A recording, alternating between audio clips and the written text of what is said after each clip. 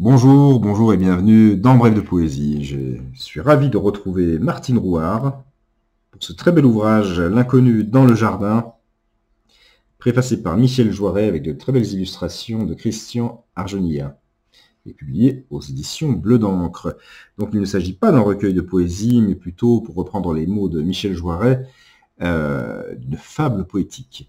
Donc je vais vous lire quelques extraits pour vous donner envie d'en savoir un peu plus, de dévorer, comme je l'ai fait, l'œuvre de Martine. La première fois que je l'ai aperçu, c'était il y a 2 jours. Une nuit de pleine lune. Il faisait froid, l'air était calme et sans nuages.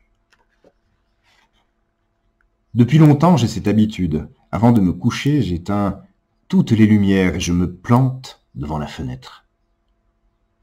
Je ne tire pas les tentures, n'ayant que les grands arbres pour voisins. Les minutes lentes passées dans l'obscurité, à regarder mon jardin sous les étoiles.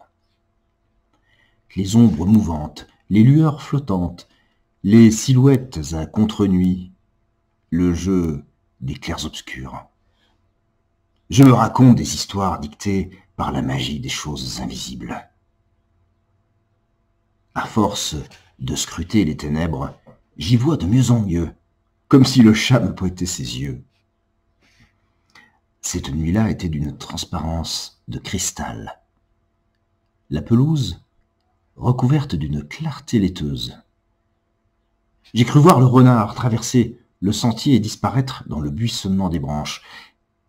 Mais la forme obscure est revenue sur ses pas, s'est immobilisée dans une flaque de lumière blanche, précise, verticale, adossée au tronc de l'érable. La silhouette d'un homme, un inconnu, dans mon jardin.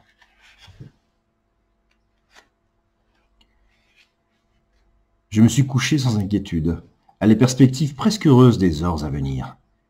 La nuit sans le savoir, on existe peut-être encore plus fort.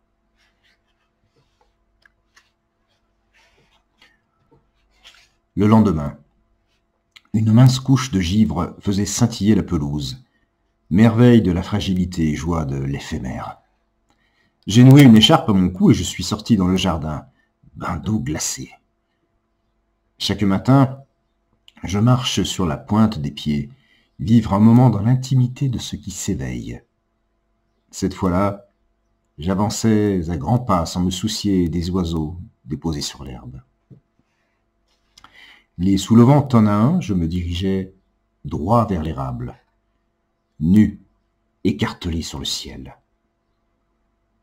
Autour de lui, un cafouillage de traces, des empreintes, de grands pieds semble-t-il. C'était donc vrai.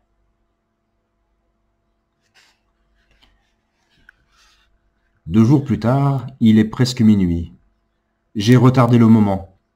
Je me lève du fauteuil raide, engourdi de m'être trop longtemps replié. J'éteins toutes les lampes. Mon cœur bat à coups sourds. L'obscurité, finement striée de lignes obliques. Il pleut. Mélange d'eau et de flocons mous. Il fait très sombre, mais cette ombre au pied de l'arbre, comme accroupie, ombre sans corps, corps sans ombre, inerte. J'ébauche un pas de danse, le chat dans les bras. Il doit exister une jouissance secrète à se savoir épier. Le soir, maintenant je me fais belle. Je ne suis plus seul. Je regarde le jardin. Lui aussi a des yeux. Et me regarde.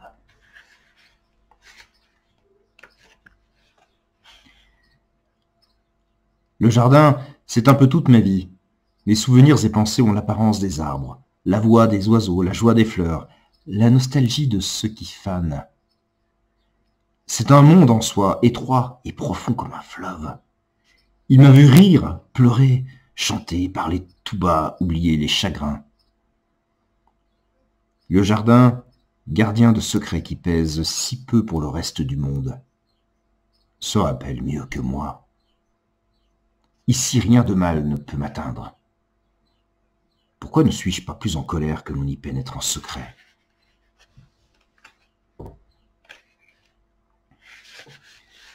Presque 17 heures. La pièce s'emplit de zones sombres. Le ciel se vide, balance entre clarté et obscurité. Le jardin s'éteint et retourne au silence. Mais les ombres ne se confondent pas encore avec la nuit. Je l'aperçois, forme incertaine, ombreuse.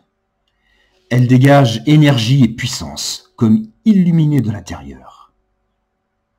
Je plisse les yeux pour la cerner, l'enserrer au plus près avant que les ténèbres ne l'avalent. Mais elle se dissout. Je commence à la perdre.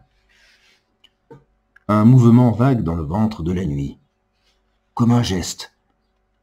Quelqu'un qui ferait signe. Intimidé, je lève le bras aussi. Je fais tout ce qu'il faut pour retenir ce fantôme dans mon jardin et tout ce qu'il ne faut pas faire pour l'en éloigner. Vais-je passer toutes mes soirées le front appuyé au bleu nuit de cette fenêtre ouverte sur l'inconnu? Eh bien, je ne vous dévoilerai pas la suite. J'espère que vous aurez l'occasion de le découvrir par vous-même. Donc, L'inconnu dans le jardin de Martine Rouard, une fable poétique que j'ai dévorée, que je pense que vous dévorerez comme moi, publié aux éditions Bleu d'encre. Je m'excuse juste pour le niveau sonore de l'émission qui n'est pas habituel, parce que j'ai un problème de micro, donc j'ai une bonne webcam, c'est le micro de la webcam, mais c'est quand même pas au niveau de mon micro professionnel, je suis désolé. Voilà, mais je ne voulais pas passer à côté de ce très très beau recueil, L'inconnu dans le jardin de Martine Rouard. Je vous remercie pour votre écoute, votre fidélité, pardon, et je vous donne rendez-vous pour une prochaine émission. Au revoir.